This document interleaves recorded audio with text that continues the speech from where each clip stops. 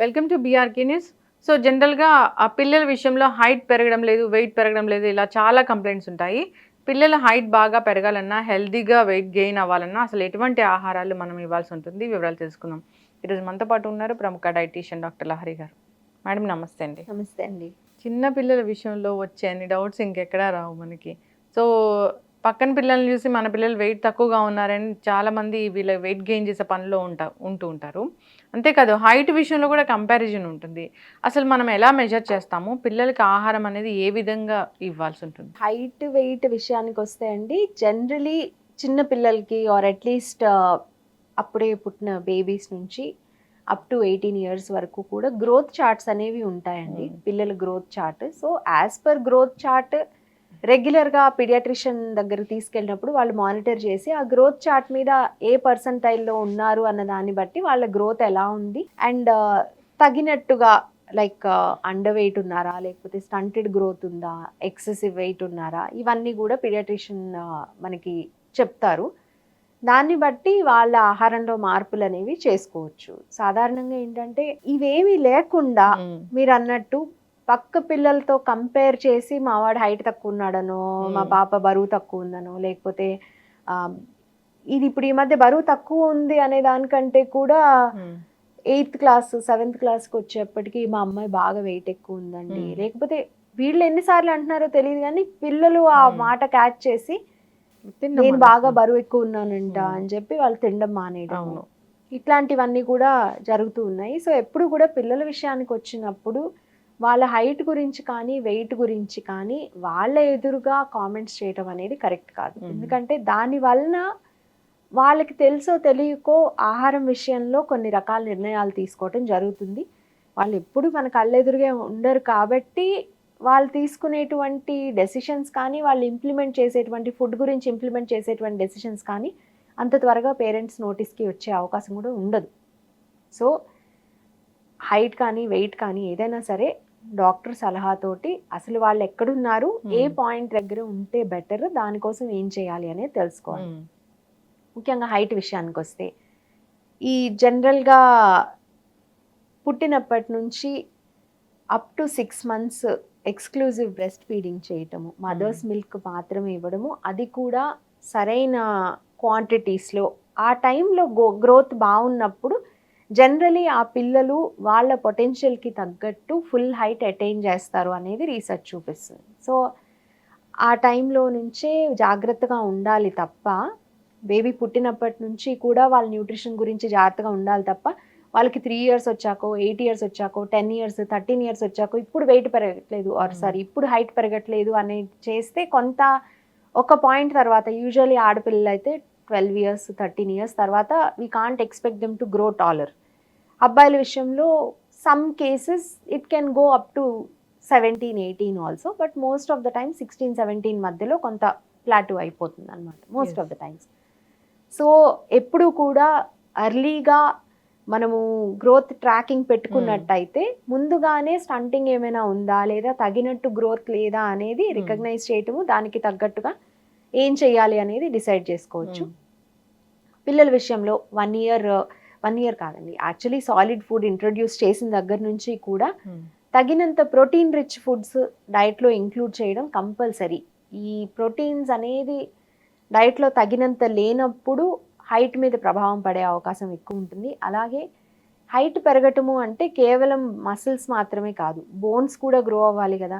So దానికోసం తగినంత calcium కూడా డైట్లో ఉండాలి, తగినంత విటమిన్ డి కూడా డైట్ ద్వారా కానీ, సన్ ఎక్స్పోజర్ కానీ, లేదా డాక్టర్ సలహాతో సప్లిమెంట్స్ కానీ, అలా అవసరమైనటువంటి న్యూట్రియంట్స్ అన్ని వాళ్ళ డైట్లో ఉండేలాగా చూసుకోవాలి. చాలా వరకు 6 months దాటిన తర్వాత పెట్టేటువంటి ఫుడ్లో ట్రెడిషనల్గా ఇంట్లో ఉగ్గు లాంటి తయారు చేసి పెట్టడం కానీ, బయట నుంచి తీసుకొచ్చేటువంటి బేబీ ఫుడ్స్ కానీ, మోస్ట్ ఆఫ్ ద టైమ్స్ దీంట్లో పిండి పదార్థాలే ఎక్కువ ఉంటాయి తప్ప తగినంత ప్రోటీన్ అనేది ఉండట్లేదు.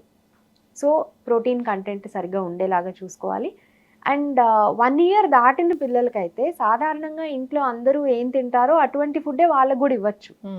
సో వాళ్ళ కోసం ప్రత్యేకించి ఇంకా బేబీ ఫుడ్డే కంటిన్యూ చేయడం అన్నది కరెక్ట్ కాదు. అదే బేబీ ఫుడ్ కంటిన్యూ చేస్తున్నప్పుడు ఏమవుతుందంటే వాళ్ళకి కావాల్సినటువంటి న్యూట్రియంట్స్ తగినంత క్వాంటిటీస్లో రాదు కాబట్టి growth stunting, whether it is weight కానీ హైట్ ఉండాల్సినంత ఉండకపోతే స్టంటింగ్ అంటాం అనమాట. వెయిట్ ఉండాల్సినంత ఉండకపోతే అండర్ వెయిట్ అంటాం.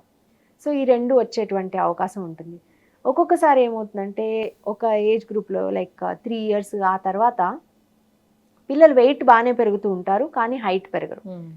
ఇది usually due to excessive calorie intake. అంటే వాళ్ళు అవసరమైన దానికంటే ఎక్కువ క్యాలరీస్ తీసుకుంటున్నారు, తగినంత ఫిజికల్ యాక్టివిటీ లేదు, ఆటలు లాంటివి లేవు, అండ్ తీసుకునేటువంటి ఆహారంలో తగినటువంటి ప్రోటీన్ లేదు. ఇలాంటి కండిషన్స్లో హైట్ తక్కువ ఉండి పిల్లలు వెయిట్ పెరగడం అనేది జరుగుతుంది. వెయిట్ పెరుగుతున్నారు అంటేనే తగినంత క్యాలరీస్ వస్తున్నాయని. సో హైట్ పెరగట్లేదు కాబట్టి ఆ పెట్టేటువంటి ఫుడ్ని ఇంకా ఎక్కువ క్వాంటిటీలో పెడితే దానివల్ల ఉపయోగం ఉండదు. సో అప్పుడు ప్రోటీన్ ఉండేటువంటి ఫుడ్ కోసం మార్పులు తప్పనిసరిగా చేసుకోవాలి. అండ్ ప్రోటీన్ కోసం అనే కాదు, ఓవరాల్ హెల్త్ గురించి కూడా అండి. రీసెంట్గా లాస్ట్ 10 ఇయర్స్ నుంచి వచ్చేటువంటి స్టడీస్ అన్నీ కూడా ఎగ్ ప్రోటీన్ క్వాలిటీ గురించి చాలా అంటే మంచి ఎవిడెన్స్ ఉన్నటువంటి స్టడీస్ బయటకు వచ్చినాయి. అట్లాగే పిల్లల విషయంలో ఎస్పెషలీ ఎగ్స్ అనేది వెరీ ఎర్లీ ఏజ్ నుంచి ఇంట్రొడ్యూస్ చేయడం ద్వారా, అంటే దాదాపు 8th మంత్ నుంచి ఎగ్ అనేది ఇంట్రొడ్యూస్ చేయడం, అట్లాగే 2 సంవత్సరాలు దాటినటువంటి పిల్లలకి, ఈవెన్ 1 ఇయర్ దాటిన తర్వాత పిల్లలకు కూడా రోజుకు ఎంతో కొంత ఎగ్ ఇవ్వటము, అండ్ 2 ఇయర్స్ దాటిన తర్వాత ప్రతిరోజు ఒక ఎగ్ కంపల్సరీ ఇవ్వటం ద్వారా వాళ్ళకు అవసరమైనటువంటి ప్రోటీన్ అనేది కొంత ఎగ్ ద్వారా లభించటము, అండ్ దానివల్ల వచ్చేటువంటి అడిషనల్ బెనిఫిట్స్ కూడా బ్రెయిన్ డెవలప్మెంట్ కానీ, ఐక్యూ బెటర్గా ఉండటం కానీ, అట్లాగే దాంట్లో ఉండేటువంటి ఫాస్ఫరస్ కానీ, కోలిన్ కానీ, ఇట్లాంటి రకరకాల అదర్ విటమిన్స్ అండ్ మినరల్స్ వలన కూడా ఓవరాల్ హెల్త్ ఇంప్రూవ్మెంట్ కూడా బాగుంటుంది. సో ఎగ్ అనేది మంచి ప్రోటీన్ సోర్స్ కింద చూస్ చేసుకోవచ్చు. దాంతోపాటు అప్ టు 2 ఇయర్స్ వరకు వాళ్ళకి సాలిడ్ ఫుడ్ ఇస్తూనే ఈ మదర్స్ మిల్క్ కూడా ప్రొవైడ్ చేయగలిగినట్టయితే అవకాశం ఉన్నప్పుడు దాని వలన కూడా చాలా ఇంపాక్ట్ అనేది ఉంటుంది.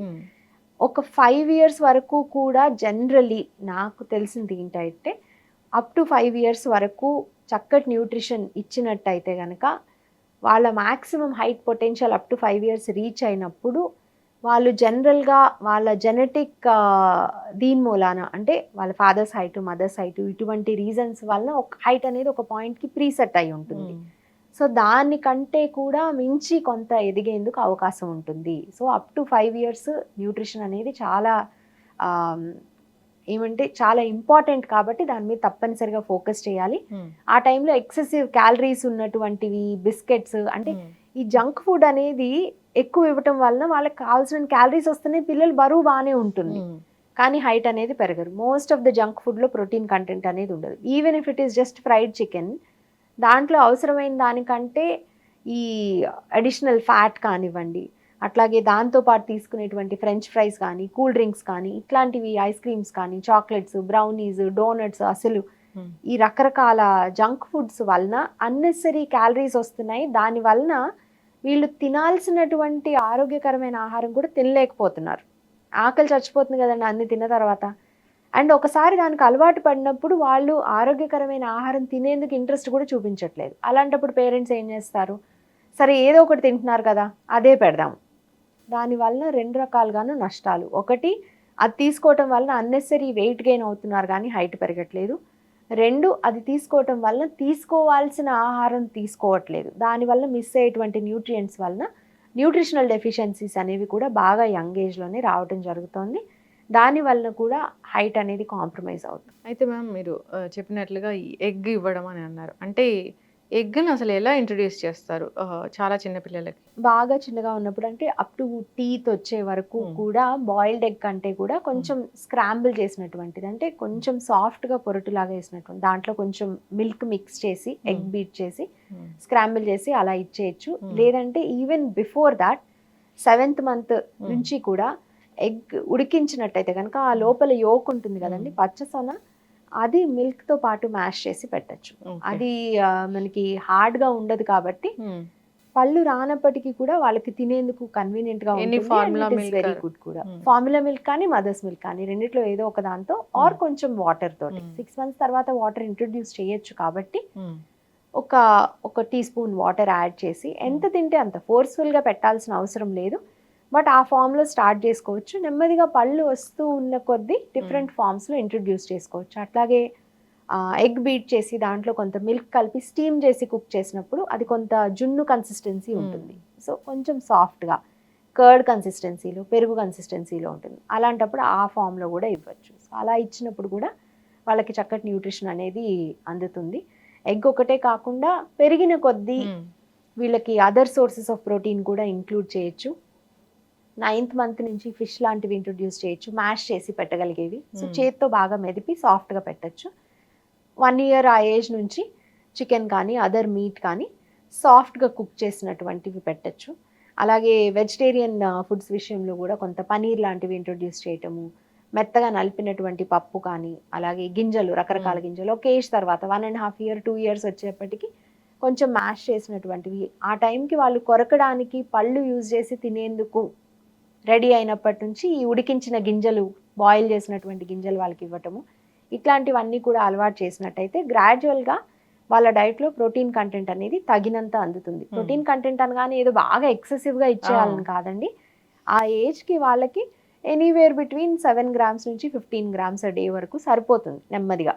అలా ఏజ్ పెరుగుతూ ఉన్న కొద్దీ వాళ్ళ బరువు, హైట్ పెరుగుతూ ఉన్న కొద్దీ వాళ్ళ రిక్వైర్మెంట్స్ కూడా పెరుగుతూ ఉంటాయి. అది డాక్టర్ సలహా మేరకు ఆ ఏజ్ని బట్టి అండ్ గ్రోత్లో ఎంత డెఫిసిట్ ఉంది అన్నదాన్ని బట్టి వాళ్ళ డైట్లో మార్పులు చేసుకోవాలి. సో హైట్ పెరగట్లేదు అనేది చాలా మందికి దిగులుగా ఉంటుంది, ఎలాంటి ఆహారాలు ఇవ్వాలని. ఇంకా హైట్ గురించి ఇంకా వాళ్ళకి ఏదైనా డౌట్స్ ఉన్నా, న్యూట్రిషన్ గురించి ఏమైనా డౌట్స్ ఉన్నా ఒకసారి కాంటాక్ట్ చేయాలని కోరుకుందామండి. చాలా చక్కటి ఇన్ఫర్మేషన్. ధన్యవాదాలు.